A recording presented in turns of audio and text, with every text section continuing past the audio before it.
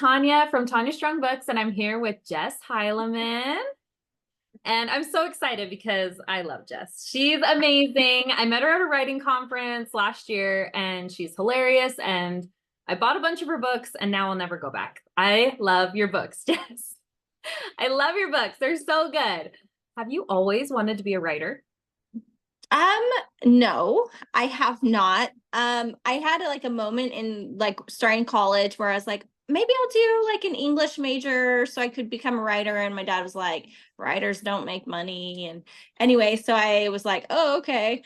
So, but not really. And it wasn't until I was actually backpacking Europe with my brother, and a story came to me that I was like, what is this? Like, and I just knew I needed to write it. And so that's kind of like the first time I even was like, okay, I'm going to try writing a story. But before that, no, like, I'm pretty sure like the kind of writer I wanted to be was like a journalist or something else, not like an actual like novel writer.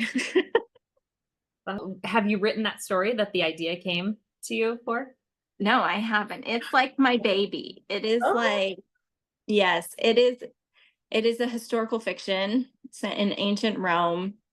And so I feel like I worked on it for so long, and I just felt like I was never going to get it done. And then I was like, I need to write a book that I can actually finish and not freak myself out about. So that's when I wrote my first Regency, because I knew the genre so well. I loved the genre. And I had just been introduced to the fact that it was a contemporary genre. Like I read the classics, I read Jane Austen, I read the Brontes, but I didn't realize that authors were taking that today and writing Regency. So once I discovered that that was a thing, then I was like, heck yes, I am there for this. that's awesome. And I love your books. I have a couple of them here. The first books I've ever read of yours. And I loved them both. And this one especially, it's probably one of my favorite Regency reads. So good. Oh my goodness. She cracks me up, and I love the culture in it. And oh, love them. Love That them. one's fun. That one, I definitely love all my books, but Honora she was a riot. She Yeah. was, I actually had to tone her down some. She wanted to go bigger than I even allowed her. Okay, I've got to know, because you're a mother, a wife, mother, how many kids do you have? I have five. Five kids. So you're super busy. Do you schedule like this is what time I write every day, or these are the days I write? Do you have a scheduled time that you like to set aside for writing? Or is it just whenever whenever you have a quiet time? It'd be super helpful if I did have a scheduled time for it. I am not much one for schedules. Anyway, I live my life just flitting about. And so, no, I write when I write. And sometimes, like, if I have a book due, I will write for like 3 months straight, and my kids will be eating cold cereal for dinner and all the things. My oldest is 17, so they can cook and they can do all the things now. But it's definitely it's not quite a sustainable life that I live.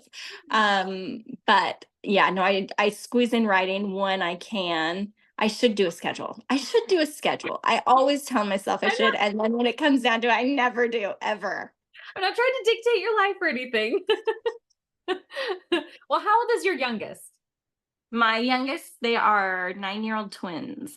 Oh, your kids are okay. Because Yeah, my they're oldest, older. yeah, yeah. My oldest is 14, and then I have a 12-year-old. Mhm. And then I have three other kids. But like those two like can run the house like without me.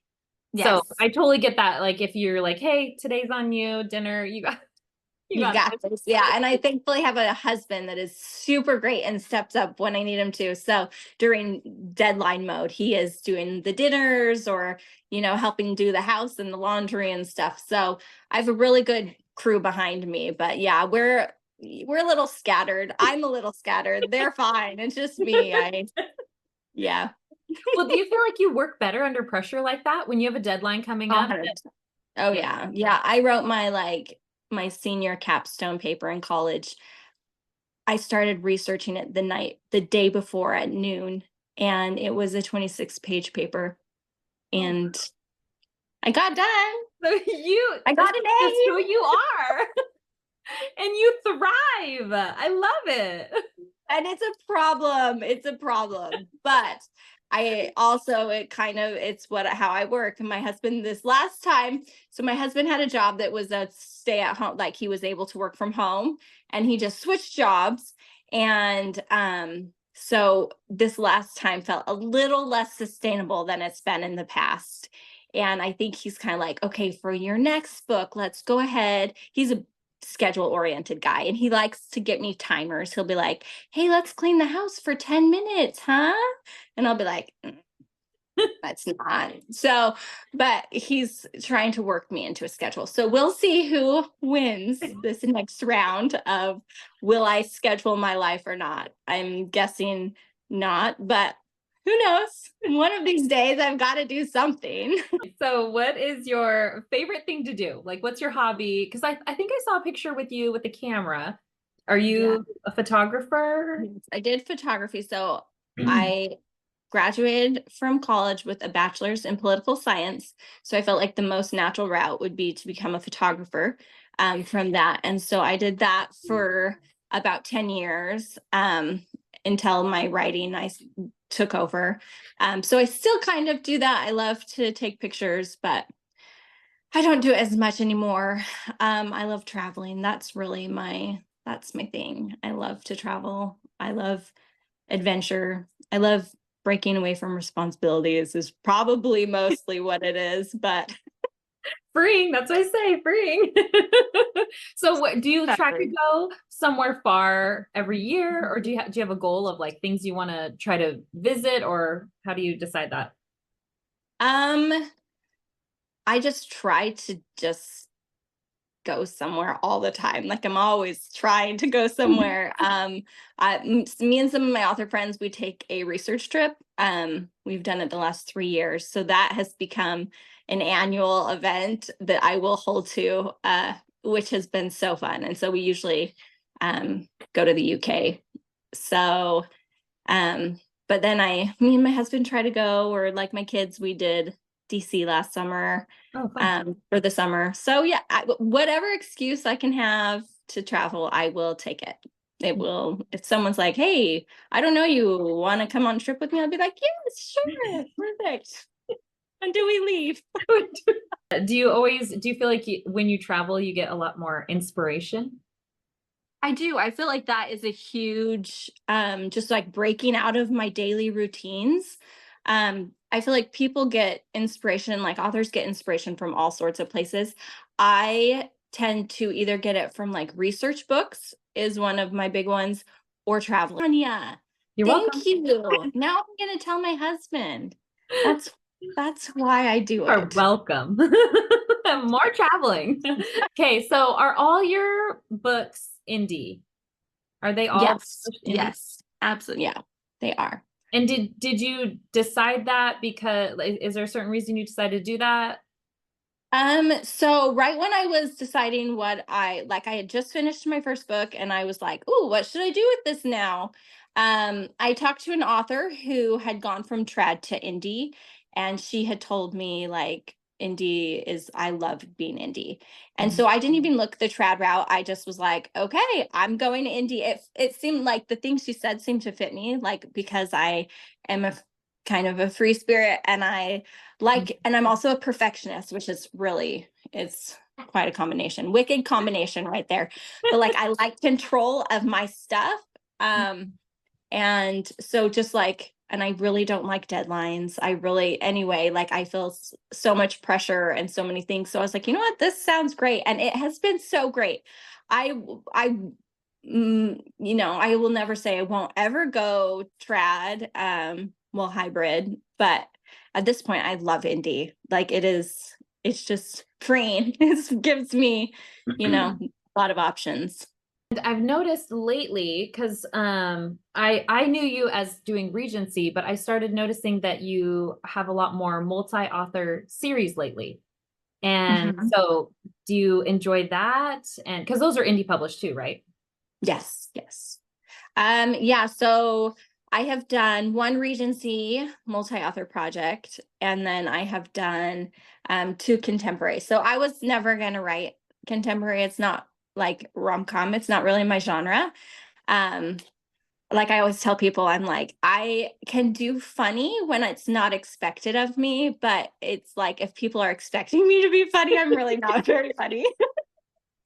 So like it's like if you pick up a historical, something Regency, you're not expecting it to be funny. And then when something's funny, you're like, oh my gosh, this is funny, right? Like it's all about expectations. So I like reading rom-coms. I love my friends' books. I never expected to write a rom-com, but I also have severe FOMO.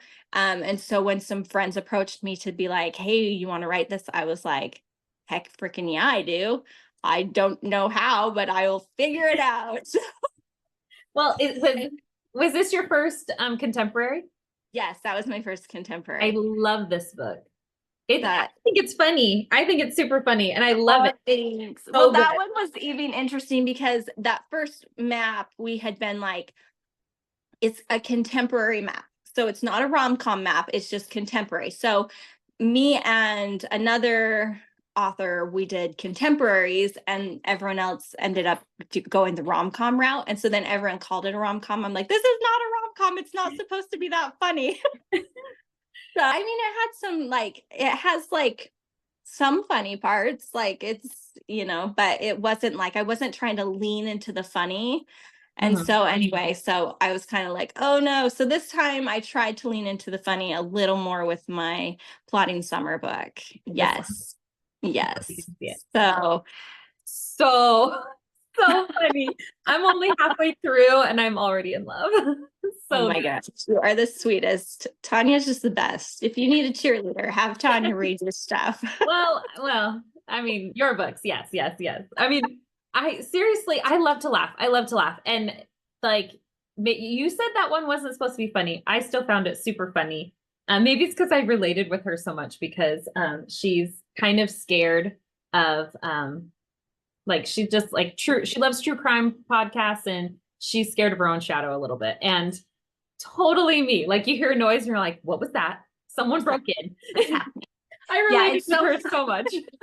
it's so funny because I don't like writing my books. Like I feel like some authors like feel like their characters are them and they're kind of writing their stories. My characters are not me at all, like not even a little bit. Like they are distinctly themselves.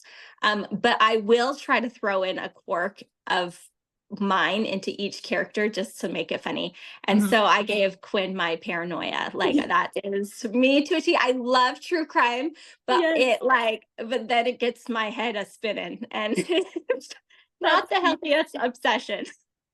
that is me too. So this is your new book that's coming out, Plotting Summer, Yes. and love, love, love it, love it. She's a writer, and she has to go back to her hometown on this cute island. Can you tell us about this? Because okay, every time I meet someone in this, like her brother or different people, this is a part of a multi-author series, and every time I get this little feeling like that person's in one of the other books. That person's gonna matter. Okay, so usually in a multi-author project, like you try to stay pretty independent. Like it's a way to introduce readers to other authors who write similarly, right? So a lot of us share readers, but then a lot of us have independent readers who've not experienced another author, and it's kind of a way to be like, hey, look, we're all right about the same thing. And so but you usually keep it pretty, you have like a general theme or a general something that can tie them all together. But you don't want to box in a story too much. Mhm. So but we decided with this one that we were going to like massively interconnect them all. Like it is crazy how interconnected this series is. So like my book, you have like Jane is Capri's like best friend and Walker is her brother. Well, they have theirs is the first book in the series. And you meet like Noah Belcourt, and he is the book right before mine. And like Bo, who you see a lot in this book, is the book after mine. Anyway, so we have like our side characters are the characters from the other books, like, which has been so so fun and so, so hard. Like we have schedules printed up. We are Marco Poloing each other. We are like texting each other, hey, where's your character this night? Because not only are they all the same characters, they are all their stories are taking place over the same summer. So they're like, Okay. it is so, it's been so crazy and so hard and so rewarding. Like it has been so much fun. So yes, most of those, not all the side characters, obviously, but a lot of the side characters, they have their own books in the series. Okay, they have their own book going on. Like it just sounds so complicated, but it was brilliant, brilliant because I'm learning these tiny things about these people and I'm like, oh, there's going to be a book about them. And now I need to know. Now I need to know like what their story is. Like her brother, is it Walker? Mm-hmm. Her brother, I'm like, okay, I'm intrigued. Like, what's his deal? Like, yeah, no. Yes. Now I feel like I have to read all of them. Oh, I see. I'm so glad because that's why we put the extra effort in, because a lot of times in multi-author projects you will have read through, but some people will be like, oh, I like this author and I'll read this book, and they're all standalones, and so they can just read one book in a series. But with this, we're hoping that the intrigue will be there because we worked really, really hard to get them to all mesh and I mention every a person from every book at least like twice to three times in my story, if not like have them as a main side character. So it was a quite the Sounds endeavor, but hard. it was so great. It was, yeah. Sounds so hard. And when they say different things, I can tell that it's like, oh, that feels like a different person, like the way they speak and stuff, or the things they say. Like Bo, for instance, I could like totally see he speaks and acts differently than Tristan or whatever.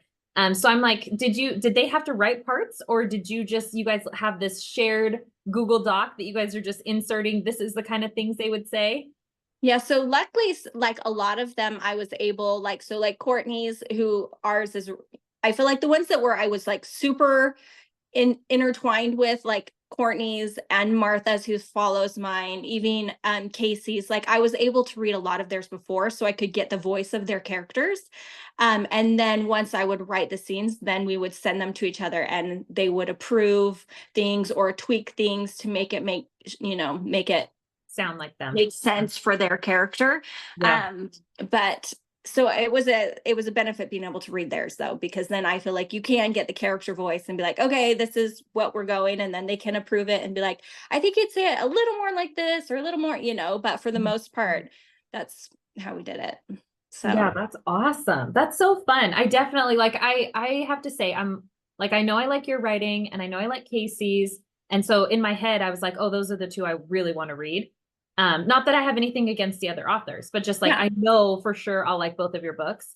But now I'm reading all these like side characters and these little things. I'm like, oh, I gotta know their story. I need to know their story. So yeah, no, I'm like, I need to buy this whole series and read them all. And it's such a good series. Like these authors that like you will love them. Like that's the thing. It's like if you like my writing, most likely you will like all of these ladies' writings. Like they are fabulous, fabulous authors. Like so it's been a party. It's been a really crazy, hard, long, awesome party.